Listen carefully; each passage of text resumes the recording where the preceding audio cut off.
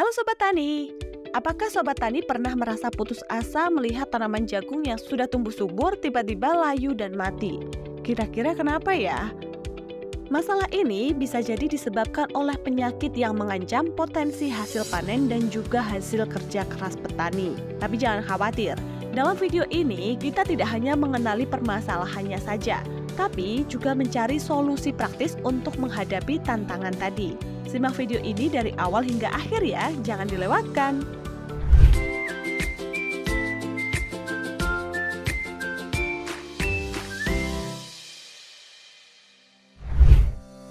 Baiklah Sobat Tani, pengendalian penyakit menjadi faktor yang penting demi keberhasilan tanaman jagung kita. Secara umum, penyebab penyakit tanaman jagung bersumber dari cendawan, virus, dan bakteri.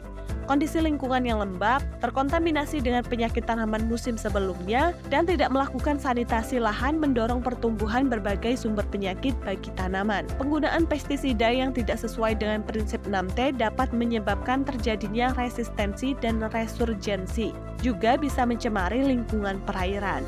Resistensi penyakit maksudnya adalah ketahanan penyakit dari bahan aktif pestisida yang tidak diterapkan sesuai dengan aturan.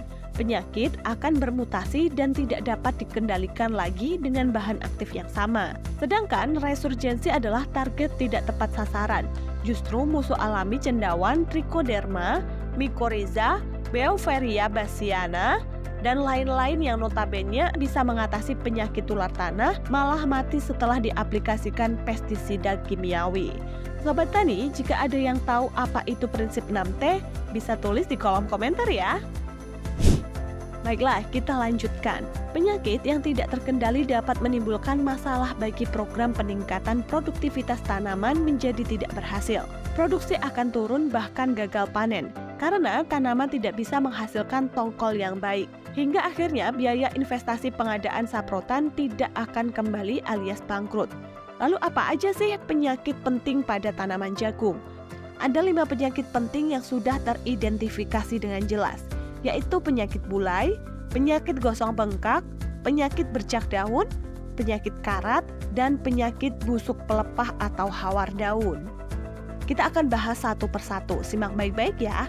Yang pertama adalah penyakit bulai. Peronosklerosporamidis menginfeksi tanaman jagung pada umur 2 hingga 3 minggu setelah tanam dan menjadi penyakit epidemik yang menyerang tanaman jagung hampir di setiap musim, terutama di luar musim tanam atau terlambat tanam. Gejala penyakit bulai pada tanaman jagung berupa bercak kuning atau hijau pucat di permukaan atas daun. Saat penyakit berkembang, area yang terinfeksi dapat berubah menjadi coklat dan daun akhirnya berubah atau mati. Tindakan pengendalian yang dapat dilakukan antara lain, pertama menggunakan varietas tahan penyakit. Kedua, melakukan rotasi tanaman dengan tanaman pangan dan hortikultura sayuran. Ketiga, melakukan pengendalian gulma secara mekanik. Keempat, melakukan penanaman menjelang atau awal musim penghujan. Kelima, memanfaatkan mikroorganisme antagonis yang dapat digunakan sebagai agen hayati terhadap penyakit. Dan keenam adalah dengan fungisida kimiawi, bahan aktif golongan trobilurin dan azole. Oke, penyakit bulai sudah jelas ya. Selanjutnya kita akan bahas penyakit kedua, yaitu penyakit gosong bengkak. Penyebaran spora Ostylagomydis dapat melalui angin, debu, tanah, dan percikan air hujan. Seluruh bagian tanaman jagung sangat mungkin terinfeksi cendawan ini. Tanaman pada tahap vegetatif awal adalah paling rentan terhadap infeksi. Pertumbuhan tanaman akan terhambat dan mungkin tidak bisa menghasilkan bunga ataupun tongkol. Pada tanaman yang lebih tua, infeksi menyebabkan pembengkakan gosong berwarna putih kehijauan. Ketika tongkol yang bengkak pecah, akan keluar isinya berupa tepung hitam. Pada daun, pembengkakan yang tumbuh biasanya tetap kecil dan mengering tanpa pecah. Tindakan pengendalian yang dapat dilakukan antara lain, pertama, melakukan perlakuan benih dengan fungisida kimiawi. Kedua, mengatur kelembaban lahan dengan pengeringan dan irigasi. Yang ketiga, membuang sisa tanaman setelah panen dan menghancurkan bagian tanaman yang terinfeksi. Yang keempat, melakukan rotasi tanaman jangka panjang dan tanaman yang bukan tanaman inang. Oke, selanjutnya kita bahas penyakit yang ketiga, yaitu penyakit bercak daun. Daun tanaman jagung tampak bercak memanjang dan teratur berwarna kuning dan dikelilingi warna coklat. Bercak ini berkembang dan meluas dari ujung daun hingga ke pangkal daun. Pada awalnya, bercak akan tampak basah, lalu berubah warna menjadi coklat kekuningan dan menjadi semakin coklat tua hingga seluruh permukaan daun berwarna coklat. Tindakan pengendalian yang dapat dilakukan antara lain, pertama, melakukan rotasi tanaman. Kedua, mengatur kelembaban lahan supaya tidak terlalu lembab. Ketiga, menggunakan pestisida kimiawi sesuai dengan anjuran. Dan keempat, dengan fungisida kimiawi, bahan aktif golongan strobilurin dan azole. Oke, kita lanjutkan lagi ke penyakit keempat, yaitu penyakit karat. Pada tanaman dewasa dan daun yang sudah tua akan muncul titik-titik noda berwarna kecoklatan, seperti karat dan serbuk kuning kecoklatan yang dapat ditemukan pada permukaan atas dan bawah daun. Jika suhu dan kelembaban menunjang penyebaran penyakit, maka penyakit dapat berkembang cepat sehingga permukaan daun dapat tertutup seluruhnya oleh karat daun dan berubah warna menjadi coklat.